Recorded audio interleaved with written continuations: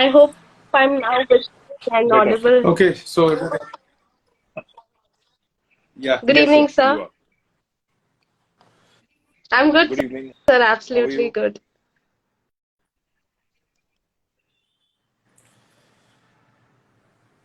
So let's start with the residency talks. So welcome to all the IADVLites out here, and we are here with the next episode of Residency Talks. So today we have with us none other than Dr. Aseem Sharma, sir. Thank you. Thanks a lot, Kinnaur and Abhirami and IADVL NRCC for having me here. I think it's an absolute honor. I'll let you get I into take it. this opportunity to thank Dr. Aseem Sharma, sir, who's taken out his valuable time out of his very hectic and busy schedule to be with us tonight. Dr. Aseem Sharma, sir, does not need any introduction. He's the chief dermatologist at Skin Saga Center for Dermatology in Mumbai, and he's MD, DNB, MBA, FAG, and much, much more.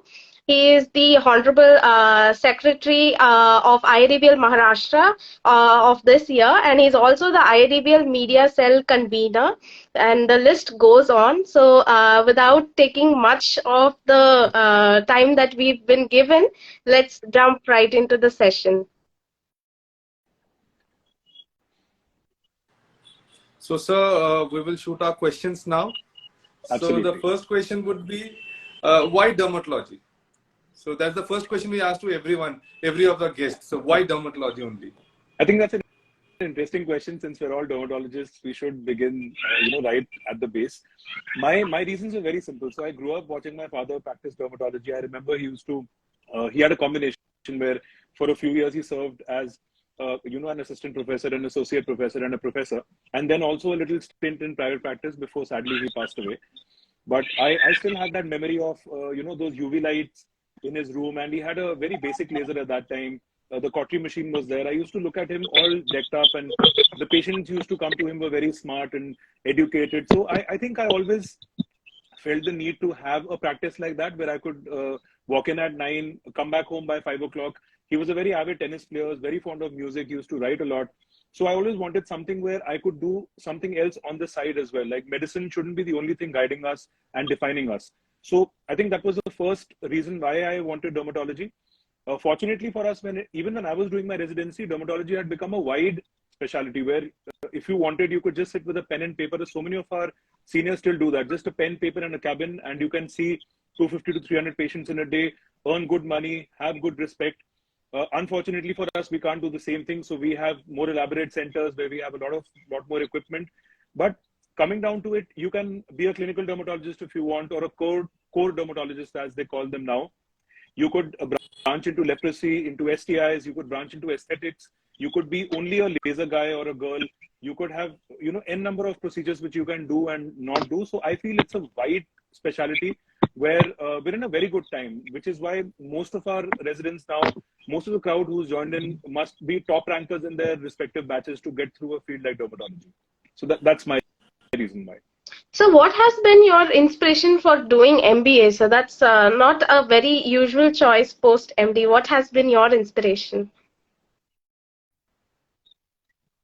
So my MBA actually precedes my MD because I was in the Air Force for 8 years. So in the forces, you need to know a little bit about man management. So I always wanted to do management because everybody else in my family apart from me are MBAs. They're obviously from much better B schools because they chose that line of work and career. But I always feel an MBA at least gives you a little bit of confidence when it comes to financials, cost accounting, organizational management. So it gives you, it makes you, a better manager than you are. And I was horrible at finances. So I really needed kind of a push. I think all of us are very bad with numbers to begin with, even worse with finances. So I think that's what gave me the edge very early on. So I did my MBA in 2008. And trust me, the reason was very impulsive. I was bad at numbers, horrible at mathematics, very bad at finance. So I thought, let's do this. Let's go down this route. How difficult will it be if I can crack an MD exam? And thus my MBA happened. Great, sir. So let's go back and just tell us about your residency days, because it's from AFMC. So how the residency days were, how were the rounds, how are the teachers, and how you used to means go through everything, the daily routine? So actually, my MBBS is from AFMC. My PG is from Ashwini. Again, it's a similar institute, a central government institute run by the Navy. Okay. And how rounds were even though we were dermatologists, I think my first year I would have spent more in the ICU, the acute medical ward, medicine rotations. Then for the later half, we were forced into plastic surgery rotations. I've even done a stint in the opthal department because I had goofed up a case in my first year. So I think armed forces residency is very seriously taken, where you have to reach at 7 o'clock in the morning. If you reach at 7:01, you're marked late.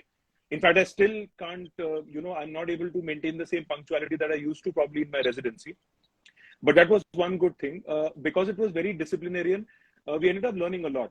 After, no matter how heavy the OPD is, you have to sit around at 2 o'clock. We used to have academics between 2 to 4. I think a lot of Mumbai colleges follow that routine, where academics is in the afternoon instead of in the morning.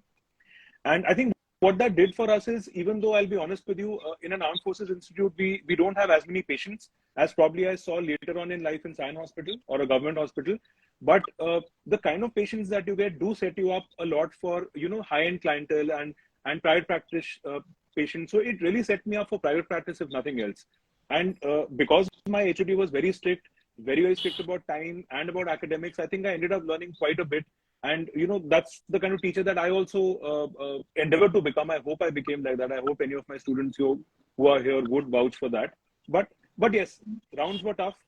Even if there is one case and my co-PG is on round, I have to know about that case. I still remember a funny incident where, my HOD asked me, so did the hyperkalemia settle down? And I had absolutely no idea what my HOD was talking about. He said, this was the case. And I hope, doctor, you took the rounds last night. So I very confidently stood up and said, sir, I was not on call yesterday. My co-PG was. So he said, oh, of course. And obviously, you are here to learn only on your call days. Anything else happening on somebody else's call days, you have absolutely no interest. You're not here for patients. You're only here for calls. So I think these are a few things which kind of change you as a person, made me a little more serious. So yeah, I think I am what I am today because of my PG. Had I done my PG from somewhere else, I might not have been the academician that I claim at least to be. Sir, you seem to have fully utilized your residency, sir. Any tips for our residents on how they can utilize, whatever's available at their institution? What are your tips and tricks for them? Okay, so this is interesting. So when I did my residency, we just had a CO2 laser, which was that old surgical CO2, which was used to remove warts, because a lot of people in military hospitals do come in with genital warts, and they're quite cumbersome to remove with a cautery machine. We didn't have triple combinations back then. We had no MMR. We just had a cryotherapy machine, the big one, the big dome, and we had an electrosurgery unit and a surgical CO2 laser. But today, when I look at departments, I think a lot of departments have a lot of facilities where you have access, even as residents, to Q-switched lasers. You have access to fractional lasers. You have, some of you who are lucky might even have access to energy-based devices. So I do feel in this day and age, residents all of you should make the most of your department. Even if you feel, 9 to 4, you're busy. For example, first year is all about patients and the ward. All of us know that. You have to dedicate yourself completely to the department. In second year, when your residents come in, when your first years come in, you can take a step back, probably come in after working hours, catch your friends. I mean, I think most of the peels that are done in residency would be on fellow residents or co-PGs or other departments. They're always happy. You catch somebody from the gynae department, she'll be more than happy to get a peel done or to, come under the knife even if she has moles. So be more convincing during your mess breaks when you go out for dinners. I mean, try to convince people. If you can convince doctors around you, I think you'll definitely be able to convince patients later on. So that's a skill I really worked on in residency. I think anybody who's logged in will know how, voracious I was. I would do peels at 6 p.m. in the evening, 7:30 in the evening. So I think you should make the most of what you have. And these days, departments have a lot more than we had in our time. So I think, yes, you should make the most of it, because you will never get that free hand ever again. Everything after your residency is your responsibility. Everything during your residency is sadly your HOD's responsibility. So make the most of that. Rightly said, sir. Very, very true words. This quote should be written in the departments. Very. Don't quote me though. A lot of the HODs will be calling me up tomorrow morning then. So, sir, next I would be asking regarding all the fellowships, scholarships, and all other things that goes along with the residency and just after the residency, which is now become a part and parcel. Correct. So I do agree with you. Maybe if I had done my residency now, the first thing I would have done is choose a fellowship, because I really feel I did spend a lot of time without any subspecialty, without any direction, to be honest. In fact, if I can let you in on what I did, I think we can probably go on from there. After I finished my residency, I joined Sion Hospital for the simple reason that I was from the armed forces, and since I was from AFMC, then 8 years in the armed forces, and then my PG from the same institute, like a similar institute, I was cocooned for 12 years. So I had no idea how the outside world was. So I actually wanted to get into a hospital where you would have 500 to 600 patients per day, and where, you know, there would be a lot more people in the department, a lot more patients to see. So that's the route I took. To be honest, I did not feel confident enough to start a private practice right after my PG, which is why I joined Sion Hospital.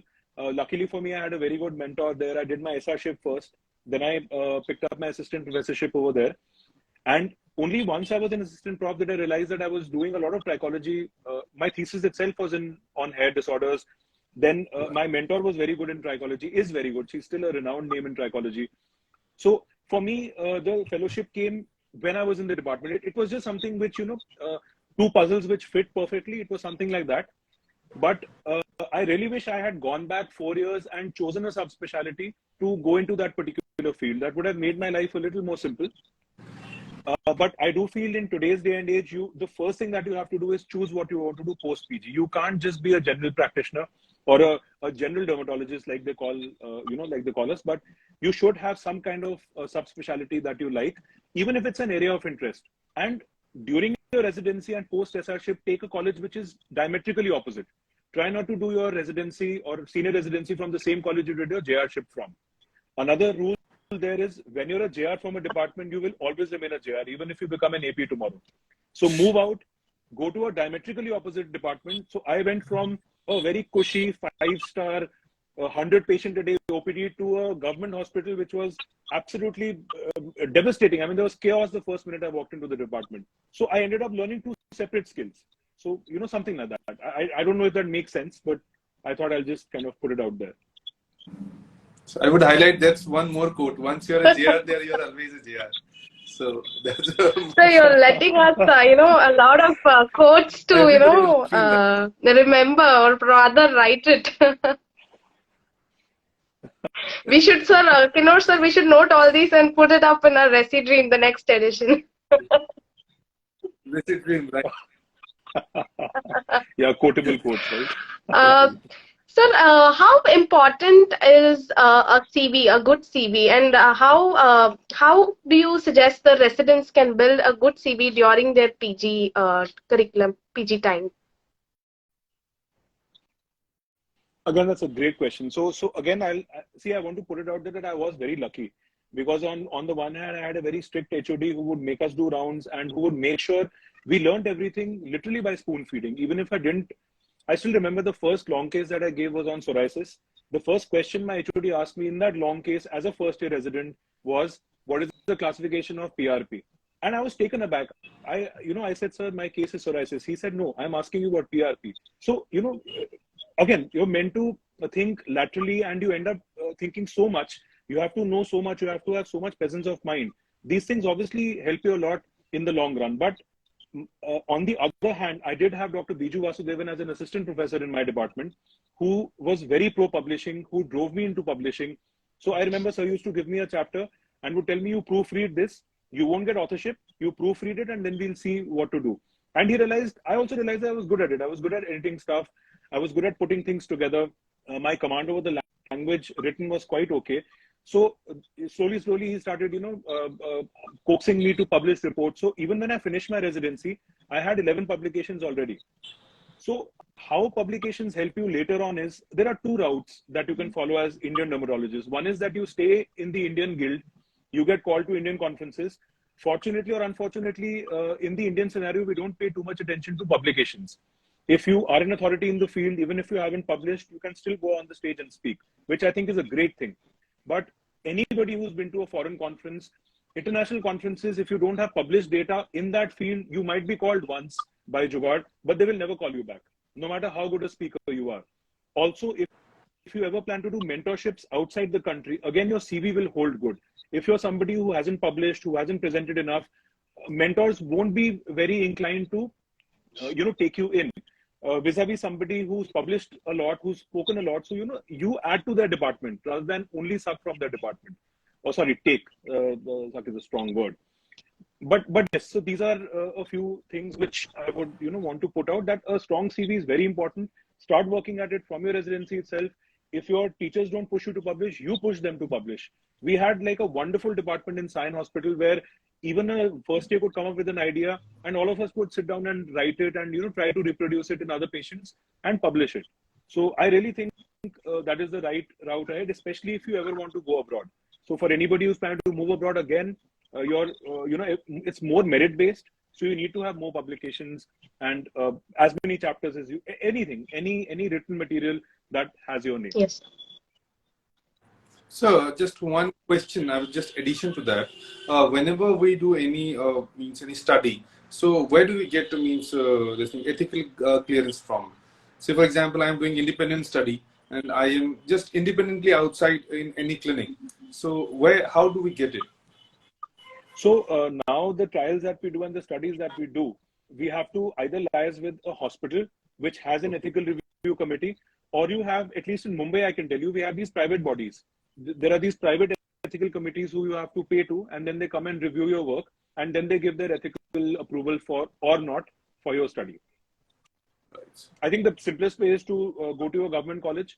At least they'll be able to tell you who does it in the college and who does it outside the college. But I would. So in the PG I would just like to add another query on this same topic. So how feasible is it to conduct studies or, apart from case reports, to conduct studies being a private practitioner? Do you get the similar, of course, you might not get the similar caseload. Then how do you go about it, sir? So, which is why when we do studies now, we do multi-centric studies, where in a study, I have to contribute 10 to 15 patients only, as opposed to single center studies where you have access to 100 to 200 patients. All of us in practice, in fact, in metros, our practice is even more limited. So, we and Madhulek and I run mostly a procedural center. So our practice is even more limited, where we end up doing 50 to 60% conversions for procedures. I know this is beyond the gambit of today. It's turning into a practice management session more, but just for young practitioners as well. If you are still, if you still want to publish and if you still want to do studies, try and get into the habit of multi-centric studies. So all your friends, all your peers, try to coax them into, all of us have 15 to 20 patients at hand on any given month. So, even if you collate those, 6 centers makes 100 patients. So you have a good, solid multi-center study. Which Thank you, sir. Over to you, Kinod, sir. Yeah. So, considering the curriculum, so just you told that you are running this procedural dermatology only. So, considering the cosmetic dermatology, we are taught very little or negligible, tends to be zero. So how do we learn this? Means you also said that we have to convince patients. So, since we are not taught in dermatology, so how do we start with it? Correct. So again, I told you I was very lucky because people from the armed forces are, I'm not being, I'm not being communist here, but people from the armed forces are a little more polished. And when you see the officer rank of patients, they are quite well spoken and you have to kind of match them for them to have confidence in you. If they don't have faith in what you're saying, they won't go ahead with your suggestions at all, no matter who you are.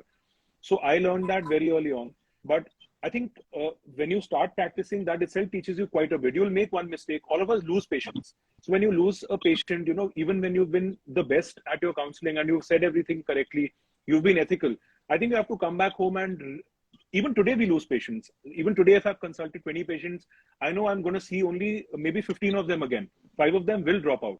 So always think of why they are dropping out. Was there something you said? Did you oversell? Did you undersell? I think those are things that you can, keep learning along the way. In residency, the problem is, we get patients who come with the intention of getting things done. So they're not really your patients. Even if your neighboring doctor would have seen them, they would have gone ahead with him or her. So I think that's where a little bit of this, variation comes, where there's no right answer for this. As in how do we counsel our patients? I think you learn your skill set and you see how it goes along. And sir, how do we learn cosmetology? Yes. So coming back to the first question, how do we learn cosmetology? I think I always say that I made the mistake of attending the maximum number of laser sessions as a youngster. Like when I was younger, I attended a lot of laser sessions, but I realized the final machine that you pick up is very different from what you learned earlier. So in the end, you always learn on the machine that you have bought. And I can say this openly and very, very honestly. And I say this after consulting many top laser surgeons in the country. So I really wish I had gone back and attended more surgical workshops or more aesthetic workshops, more injectable workshops, because you can pick up techniques. So when you're doing workshops, try to pick up more techniques. Yes, if somebody is like the laser god of India or somebody has done so much work on lasers, then they'll teach you lasers on any machine. But there are very few teachers like that. So I think you have to choose your mentors very rightly, and you have to choose what workshops you want to attend. But I honestly, if I have to learn from my mistakes, I would go back and learn more skills. I ended up learning more devices than skills. Those devices, some of which I can't afford, some of which I don't want in my practice. So, it becomes a little counterproductive. So how do we select the workshop? Means how do we select that? Yes, it's for you as a resident. Sometimes we can't experiment even. Correct. So I think it comes down to your skills. So even in my second year, I realized that I loved lasers quite a bit. I loved energy-based devices. I think it's something which I used to love devices and what they could do and the technology that went into it. I was always very good at physics. So I was, I always was very enamored by devices. So that was my first love. That drove me towards it. But I really wish I had listened to my surgical side and done more surgical workshops. So I myself made a mistake, like I'm telling you. I won't call it a mistake, but I could have gone down another path instead of the one that I chose. How to choose, I think, comes from within. You have to know what your skill set is. There is no correct answer for that. I can tell you what I did. I told you, like I had a particular love for devices, so I thought let's move into that genre and let's see what's out there. But at the same time, had I stuck to my surgical guns, I would have probably, done better. I don't know. I mean, that's something which. So I can ask you, what are you fond of when you go to the OPD? When you're seeing, for example, you've seen 50 patients in a day. What do you really want to do? Like, are you very good at diagnosing things? Are you very good at treating things? Or are you waiting for the next procedure day to come? I'll start with you. I want you to answer the question. Let's keep this casual. So I would like to do more surgical procedures, dermatosurgery. So dermatosurgery. So there you go. So you should look for dermatosurgical procedures. And since you're fond of it, I'm sure you've done basic. So go for an advanced dermatosurgery panel. Try to localize which ones you like a lot. For example, if you like the nail, there are separate nail surgery conferences. If you like hair, there are separate hair transplant conferences. So I think that's probably how you can branch out. And Abhiram, I'm going to ask you the same question. Like when you're in an OPD, what do you really want? See, I can see 1,000 cases in a day, but what do you really want to see? Like when you wake up in the morning, what is the one thing you really want to do? This is something I'm still wondering. This was one of the first questions I was asked when I joined as an SR in an institute. What is your area of interest? And my reply to my HOD was, I'm still figuring out, sir. In fact, I am still figuring out a few months into SRship, sir, because everything seems very intriguing. But one thing that I would like to mention is what I thought I might not have any interest during my PG days has changed once I started, practicing as an SR or as a private practitioner now. I was purely into academic side during my PGs, and once I'm out of the PG phase of life, right now I'm enjoying dermatosurgery, I'm enjoying all procedures, and I'm also inclined towards cosmetic or aesthetic dermatology, which I did not have much inclination during my PG days. So the truthful answer to this is I'm still pondering, sir. I do not know yet. No, so I think we're all pondering. Even I sometimes and Madhulika knows this for a fact. We'll come out of a day of like heavy procedures, and we've probably done a vitiligo surgery in the morning. We've done multiple lasers, injectables in the same day. And in the evening, I'll get this one case of oral pemphigus who used to come to me 15 years back, who, maybe in due course, I had given her rituximab. And she comes back just, with a box of sweets that today I can use only Pandya's formula and I'm absolutely fine. So, you keep changing. Even as individuals, I feel on one hand, I do mention that you should have a specialty because you should have something where, you can really focus your energy on and you'll be known for, something which you'll be remembered for. But on the other hand, you yourself will get confused. After some years, you might stop doing procedures completely. You might come back to clinical dermatology, which brings us to the first question itself. That is how beautiful dermatology is. On one fine day, if my hand starts shaking, I can stop everything and sit with a pen and paper beachside and continue to do my daily OPD.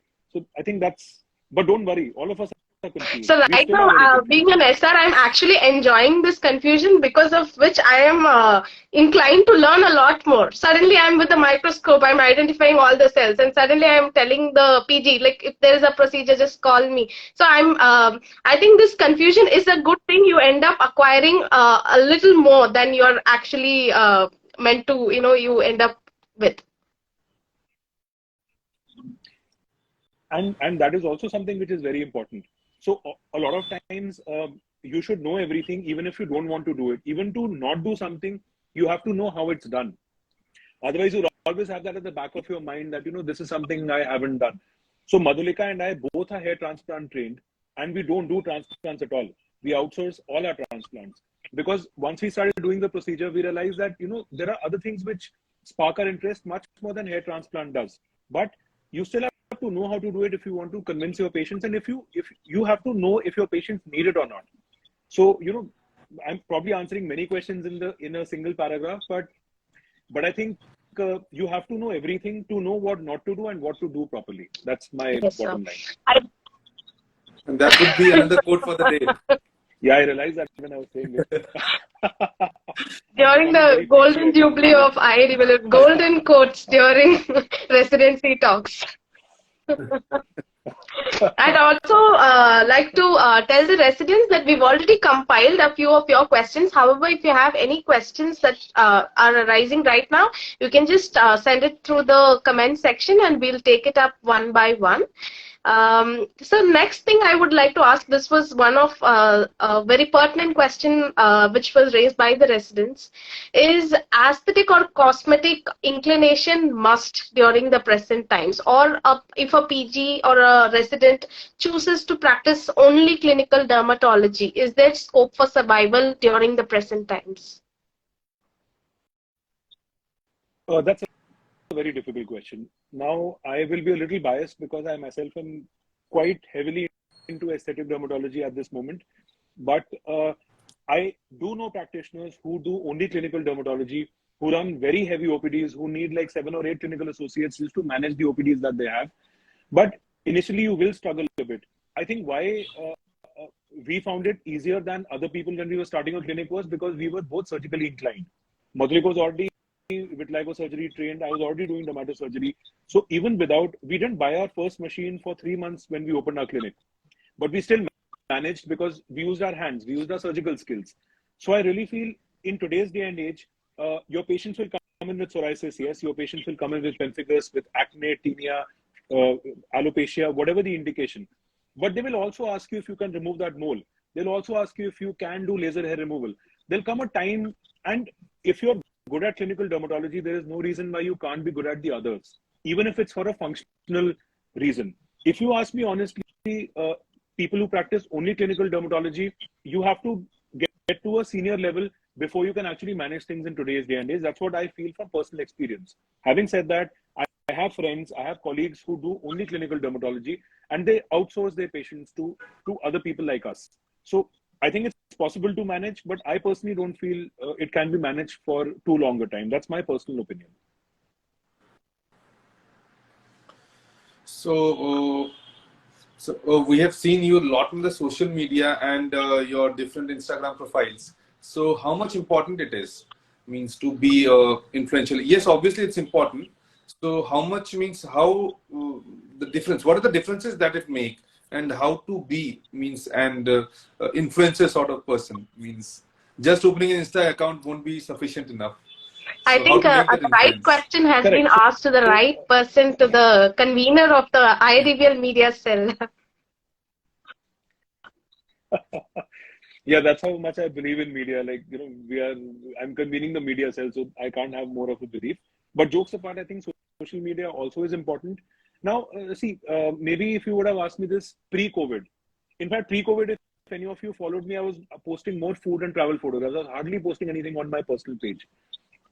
But I think post-COVID, what has changed is a lot of information is there online.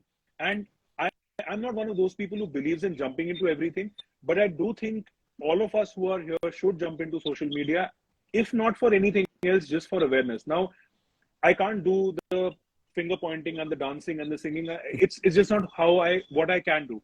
And I'm very happy, content being a serious dermatologist. So I do awareness videos. I'll talk about ingredients.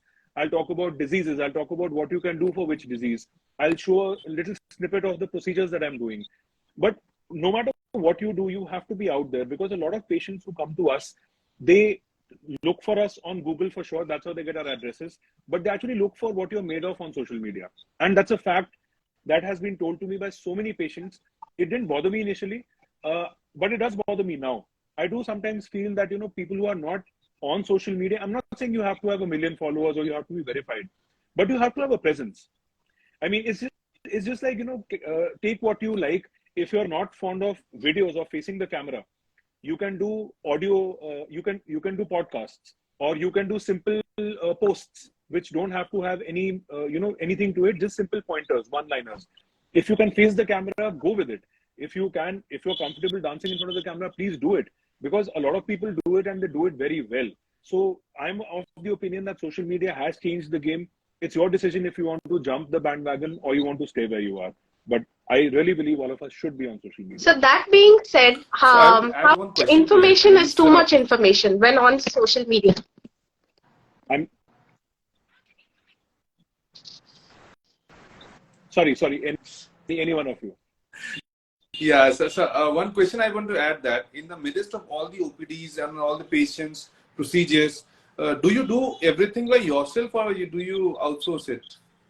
I think you Just know the what answer. would be better? So initially I was doing it myself because I'm very proud of content. I always feel if something is coming on your page, it's there forever unless you delete that post. So it has to be you.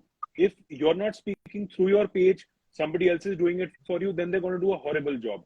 Having said that, nowadays I'm finding much less time to post my own videos. So what I do is I have an assistant who clicks a short video of the procedures, or I'll give a small bite, and I have a social media manager who will then convert it into a post or a reel or a story, depending on how worthy it is. But the fact is, you have to be consistent. If you can do it on your own early on, nothing like it. As your practice grows and as you really get, less and less time, employ somebody. It could be a friend. My social media page is run by a dentist friend of mine. So, anybody. But after a certain point in time, you will have to outsource it to stay consistent. Because if you're not consistent on social media, then you might as well not be there at all. So I was, yes, sir. I was asking that, okay, marking the social media presence is important, but how much information is too much information when it comes to social media? So I think there is only one answer to this. Before I spark off a debate, if you can sleep with yourself at night, I think you're doing the right thing. All of us have different boundaries that we set, different morals, different ethics. As long as your ethics are with you, as long as you can sleep at night, I think that is the end of it. So for me, I can't endorse products. I don't like that.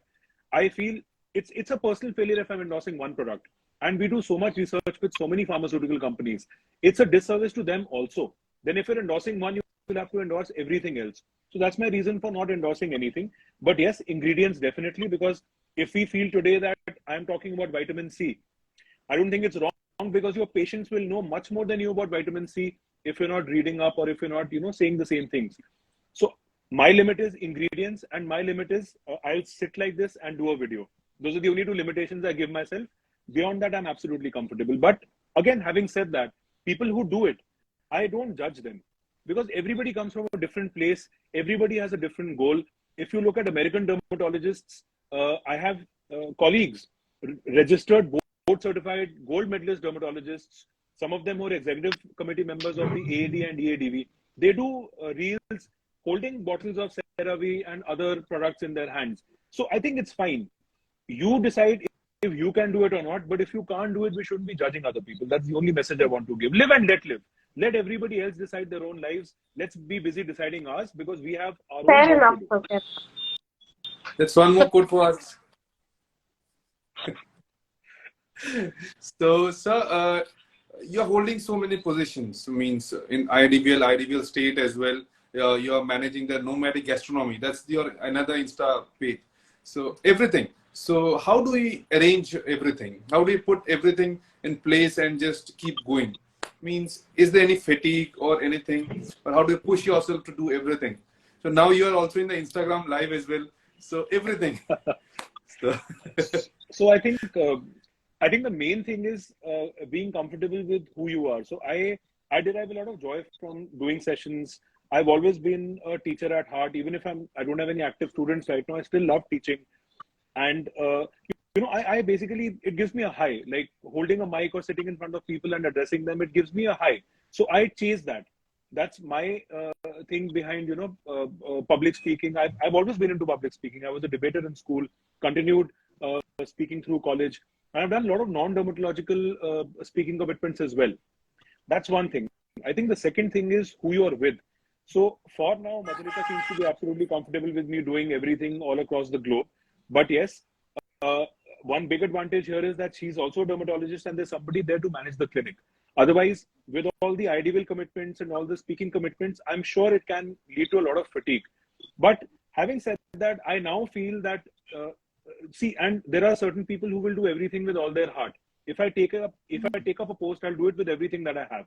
I won't do it half-heartedly or just for the title. But what happens in the end is you do get fatigued or your personal life suffers. So nowadays I am I know it doesn't seem like it, but I am holding back a little bit, trying to kind of take one step back and do only what I love doing. The rest of the things which I like doing, I can probably give to somebody else or not do them at all. So one of the questions that one of the residents had asked is, there is a lot of things that we have to do right now, like submission of thesis, filling logbooks, and going to the OPD. They were looking for some tips on similar tips on how you are juggling so many events and how they can manage the same at this point of time. So I'll tell you. So my residency was actually not very well planned, but otherwise, when I joined Science, I saw that the younger lot was a lot more planned than I was. Where, see, your thesis submission has a deadline, so you work before it. Which means if you're supposed to submit it 6 months before your exams, you start working on it 1.5 years into your PG. So you give a full 1 year to your PG, to your thesis. I mean the writing part. You have to start working on a thesis obviously from the day you get it. Otherwise, you won't get patients to fulfill your thesis. I always maintain a diary. Always. I still write with my hand on a piece of paper. I make a to-do list for that particular day. On my phone, I have a to-do list for the week. I keep checking that off. There are things which pass on from one day to the other, from 1 week to the other, from months to months as well. But then you realize if I'm not doing those things in the next 15 days, maybe it's not priority. So you push that back. So as residents, your first priority in first year is to learn, to be inquisitive, to be out there. So if there's any case which you've seen for especially people who are in private colleges, if you know there's only one case of pemphigus that you're seeing right now, you might not see it again for the next 6 months. You go after that case. You take separate history for that case. You take your book to the ward. You read with the patient. You'll be surprised as to how when you do a one-to-one correlation, you'll remember it for life.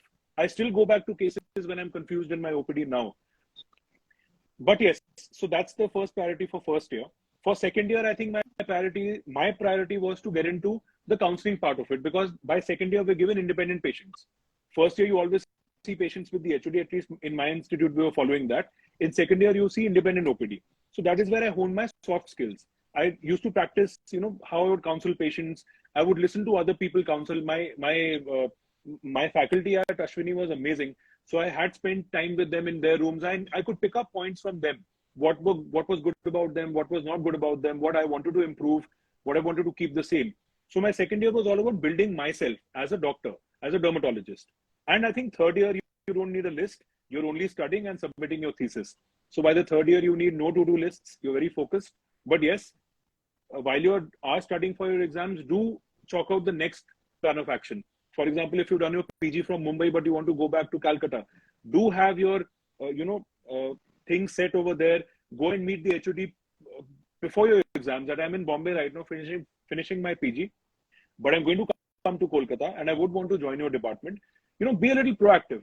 In dermatology, the most beautiful thing is that everybody is very, what is the right word? We're not as hierarchical as other specialties are. If you go up to an HOD today in a conference, nobody will shun you. Whereas there are other specialties where people actually look down upon you if you're too forward. So I think make the most of it. Have a to-do list for today, have a to-do list for a week, and go forward with it. Thank you, sir. I'll just read out a few questions from the comment section. There's one passionate dermatologist has asked, sir, how do we read for the DNB exam? What is its value? Are there more exams like probably like it? Are there more exams like SC? SC. SC, and what is the base value? Correct. So I think for an Indian postgraduate who wants to stay in India, an MD is more than enough. DNB we usually do because DNB is more of a challenge for anybody who's done MD. Because you're always told DNB is tougher, the exam is much tougher, and it is, mind you. The DNB exam is much more focused and it's easy to fail DNB. Very, very, very difficult to fail MD in today's day and age. Having said that, I think DNB does have a little more value. It shows, somebody who's going to employ you that you were out there, you were ready to take the risk, not get into practice immediately, not start your SRship immediately. You wanted to take the risk and do another exam to certify yourself even more. So in a way, you're double board certified when you do your DNB. MRCP for me in India doesn't hold too much value. Even though a lot of our friends have done it, even I wanted to do it, but I never got down to doing it. But if you're moving abroad, then MRCP or the SCE exam does hold a lot of value. Even though now I'm given to understand, I think all of you who have done the SCE exam will probably correct me. If you want to move abroad, you still have to do the step 1 and step 2 now. Or can you go directly with the SCE? I'm not sure, because at my time I was told that you still have to do the whole step again.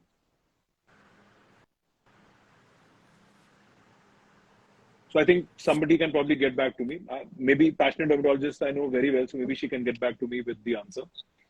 And I think there's one more exam by the European dermatology. It's called the FEDV, or I'm forgetting the entire name, but that's a very similar exam where it's a multiple choice exam, and it does open up avenues for you to go abroad. But I'll really have to check the current regulations to be sure of that. I'm not sure of the current regulations. So there's also another question asked by Dr. Suvigya Sachan. What is your views on teleconsultation, sir? And if the okay, yes, sir, please go ahead.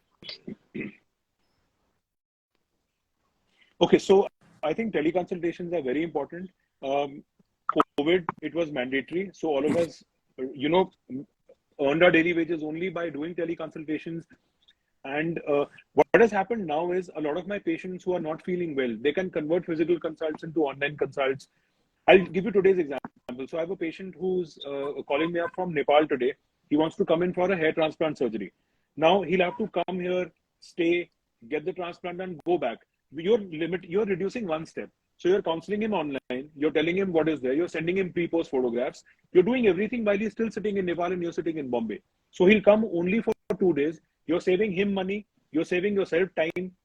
So, these are a few areas where practically the teleconsults work quite a bit. So a lot of patients, fortunately for us, they fly in to get treated by us. So we can easily consult them when they're abroad before they come into India. So even they're confident that, okay, we're in the right hands and we can go through with this.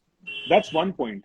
The other point is you will still post-COVID have patients who you consulted before COVID, who now cannot travel or who've traveled out of Mumbai. So when you're teleconsulting even actively, you're catering to all your patients who have ever consulted you. Why lose that? I mean, I would not lose that. If you have too many patients to treat, then probably you can do away with teleconsults. But I think I like to hang on to my patients, so I will still do teleconsults even today. So Dr. Saumi_17 has come back with an answer. She says that we still have to do the MRCP and the training before we become a consultant. That's my point. So then SC becomes like DNB. It's an additional degree, which is not conferring too much value onto you. Having said that, if you're the kind who loves exams, who loves certifications, I also love degrees after my name. So why not? I mean, go ahead, go for it. And you'll do it when you're young. 5 years post-residency, you will not do it. So whatever you want to do, do it right now. So considering the degrees, means passionate dermatologist has dissected one of your degrees. What is phage on your name? So phage is a very simple degree to get. It's basically a fellowship of the Academy of General Education. Anybody who's been to Manipal, who's been through Manipal, will get phage automatically. If not, then you have to apply to the department. So I can probably help you with the application, and we can get your application through the HOD there. It's a simple fellowship to have. So again, that's a customary degree. That's not something which I've earned. It's mostly something which is conferred on you. So you can't earn that degree. Out of all the degrees that I have, only the MD, maybe the DNB is also earned, but all of us know when you're doing a secondary DNB after MD, they don't fail you, usually, unless you do horribly at the Viva. And my MBA. So those are the only ones I've earned, and my fellowship. I don't put my fellowship degree anymore because it's too long, but yes, so those are the ones I've earned. So we have another question, sir. What will help us to get good fellowships after residency? I think sir has answered the question. Clearing MRCP first. Yeah. So correct. A strong CV. We do have other questions coming in, sir. So we. But I guess that has already been answered. Dr. Happy Girl has asked, sir, what do you advise post PG to join government college or private practice?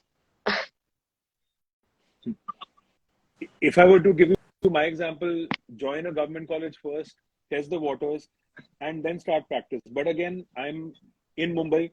In Mumbai, practice is allowed on the side, officially or unofficially. There are other places where it's not even allowed unofficially. So choose your institutes wisely. But I always feel once you join an institute, it gives you a lot of insights into how to run a department also. So, how to run a clinic as well. So even both of us did some tenure in colleges, and that's the way we run our clinic also now. We are still very academically oriented. I might be doing 10 procedures in a day, but I still am very academic about them. So that academic touch, I think if you have any, what is the right word? Any wish to do any publications, or if you really want to be an academician, I think you should have a stint in a government college for some time. Even a private college, it's not only government colleges. You have private colleges whose HODs are as good or even better than government hospitals also. So let's stop this divide. I'm a thoroughbred government college boy. But I do agree, I've seen private college HODs also who I would die to work under. So your HOD should be good, your faculty should be good. That should be a measure of what you want to do later. So there's another question. Sir, Dr. Kinnoor, sir, we are unable to hear you. Yes. 50 minutes, but still the viewership is more than 30. It touched even 50 as well. So it's many people are joining now as well. They've become more active in the Q&A session. So I don't mind at all. I'm loving this session. So there's also another question. So there's also another question. Can we buck up after PG? I think yes. You can buck up anytime that you want to start bucking up. So I'm not a gold medalist. So obviously I didn't do as well as the other people did in my college. But I think I bucked up after college because I realized once you leave that, for me, it was a shell. I was in that cocoon environment where I thought I'll do well no matter what. And then suddenly you're out into the big bad world. I think that realization has to hit you. Once you realize that you can do it and you want to do it, okay, I'm not going to quote anything. I'm going to do Hindi and English before I give you another quotable quote. But you can buck up whenever you want. You can even buck up in your own practice. I've seen people who, up till they started their practice, we're not judgmental, obviously, but I thought, okay, these people will do fairly well. And suddenly now I see those people are doing exceptionally well. Like even I call up those people and ask them sometimes, for tips and what's happening and, how to get to the next level. So you can buck up whenever you want to. Residency is just one exam. It's like MBBS. MBBS was one thing which you've forgotten now. Has anybody asked anybody in any dermatology conference if you're a gold medalist, how many distinctions you had? It doesn't matter. What you want to do later in life is all that matters. So start from today, start bucking up right now, and you'll surpass everybody else in no time. I think we'll just finish it up with the. Well, there's one more question, sir. What fellowships have you done? Okay. Only one fellowship. Sorry, sir. Yes, the one in trichology. That's only one fellowship, the one in trichology. That's the only thing I've done. And then we have one last question, sir. What application are you using for teledermatology? So I think teledermatology now I'm using WhatsApp video call and Zoom. I think everybody's moved to Zoom now. So I purposefully don't use my electronic, like my EMR software to do teleconsults. I feel that's see, the software I can't live without because it has all my data. But I want to do my teleconsults at least apart from that. So we generate a Zoom link, send it to the patient, and the patient logs in. Keep it simple. Nobody is looking for fancy softwares anymore, at least for teleconsults. So that were all the audience questions. But Kinor sir and I also have another question for you. I think it's going to be a googly. Sir, I'm sure ma'am is watching, and I just saw ma'am's comment a few minutes ago. So marrying a dermatologist, what do you think are the pros and cons, sir? So even if she's logged in or she hasn't logged in, I think there are very few cons. The biggest con of marrying, I'll start with the cons. I'm more realistic than optimistic. The biggest con of marrying a dermatologist is once you guys go to the same conference, your clinic is shut. And it can be shut for n number of days. Our clinic was shut for 2 weeks last month at a stretch. So that's, I think, the biggest con that you have. The other con is that you end up talking a lot about dermatology, but fortunately things are not like that. I mean, if you have other interests, you'll rarely talk about work when you come home. But apart from that, I think marrying a dermatologist is a super decision. There's nothing wrong between two dermatologists, or there's nothing better, in fact, if I may add. Because, see, today, if I don't want to do something, for example, if I don't want to do a particular subspecialty, I can ask Madhurika to go ahead, excel in that, do a fellowship. If she doesn't like to do something, if you don't like difficult patients, palm it off to your husband or wife. If you don't want to do a vitiligo surgery, palm it off to your better half. So there are things which you will and will not like. We're all human beings. While Abhirami, I appreciate your quest for knowledge, and you did mention that you're doing everything right now. I was a lot like you. I had major FOMO. I wanted to do everything that was out there. But today I feel I'm a little more sorted. There are some things which I really don't want to do. So those patients are Madhulika's, and the things which I want to do, I can move on with that. So even in a subspecialty, you can super specialize. I think that's the biggest pro that you have with the dermatologist. Thank you, sir. So we have just crossed 59 minutes and we're short of time. Although we have many questions which we are getting from our viewers, and ma'am has also joined. Ma'am has sent a hi. So hi. So we will be ending our session today, the resident talk now, and I would like to thank Dr. Aseem Sharma sir for enlightening us with all his experiences. Thank you, sir. Thank you. So your last words on the residents, last message for the residents, please, sir. Sure. Thank you. Thank you very much, Kinor and Abhirami, first of all, and the NRCC. I think this was a wonderful session. Very few times we can get very, very casual and, talk about everything at length. And like I said, don't take any wrong messages from what I said. I'm quite verbose. Take the right messages and I think move forward. Like somebody said, what is the right time to buck up? That's a brilliant question. That means you want to buck up right now. So I think right now is the time to buck up. This is a wonderful age for us to be dermatologists. Let's make the most of it. And I think let's shine. That's all we have to do. And just choose your battles wisely. Choose which patients you want to see. Choose which procedures you want to and don't want to do.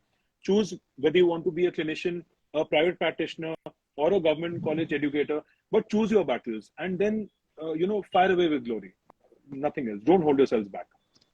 Thank you so much, sir. And I also take this opportunity to thank Dr. Soumya Sachdeva ma'am for giving me this platform to be live with sir and also Dr. Kinor sir, who is the convener of NRCC 2022. Thank you. Thank you, sir.